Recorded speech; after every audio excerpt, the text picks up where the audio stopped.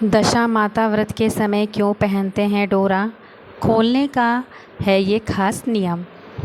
हिंदू पंचांग के अनुसार चैत्र नवरात्रि से 5 दिन पहले दशा माता की पूजा करने का विधान है।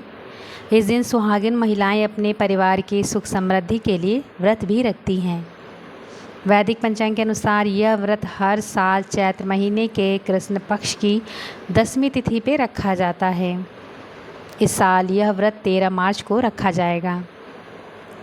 धार्मिक मान्यताओं के मुताबिक इस दिन महिलाएं कच्चे सूत को 10 तार का डोर बनाकर उसमें 10 गांठ लगाती हैं और पीपल के पेड़ की पूजा करती हैं। इस डोरा को गले में पहनती हैं। माना जाता है कि इससे घर की खराब दशा सही होती है और दरिद्रता का नाश होता है।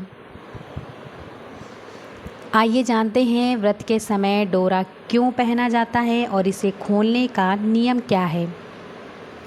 व्रत में क्यों पहना जाता है डोरा?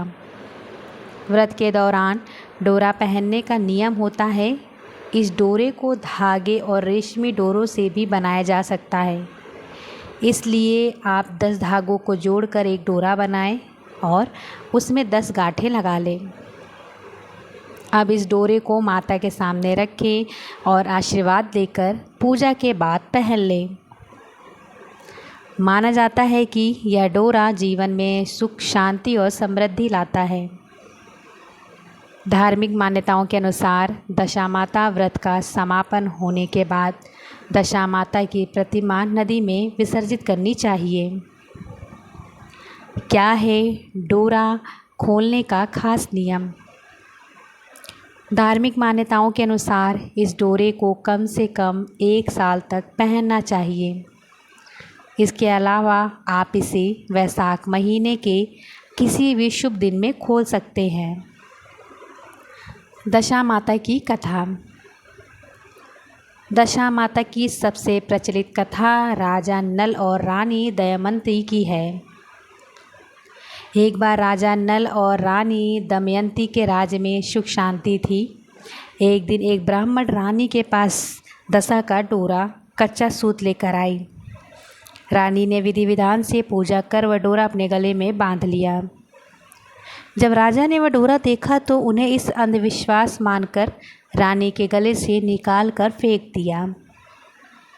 अपमानित होकर दशा माता, जो बुढ़िया के रूप में थी, वहाँ से चली गईं। इसके बाद राजा की गृह दशा बिगड़ गई। उनका राजपाट छिन गया। उन्हें दर दर भटकना पड़ा और यहाँ तक कि उन्हें दूसरों के यहाँ खाना बनाना पड़ा। अंत में राजा को अपनी गलती का एहसास हुआ। उन्होंने और रानी ने मिलकर पुनः चैत्र मास में दशा माता का कठिन व्रत किया। माता प्रसन्न हुई। राजा की दशा सुधरी और उन्हें अपना खोया हुआ राज्य और सम्मान वापस मिला।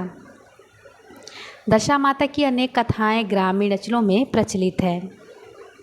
ऐसे ही रोचक कहानियां और पौराणिक कहानियों के लिए हमारे चैनल को सब्सक्राइब करें और कमेंट में अपनी राय ज़रूर लिखें। तब तक के लिए राधे राधे।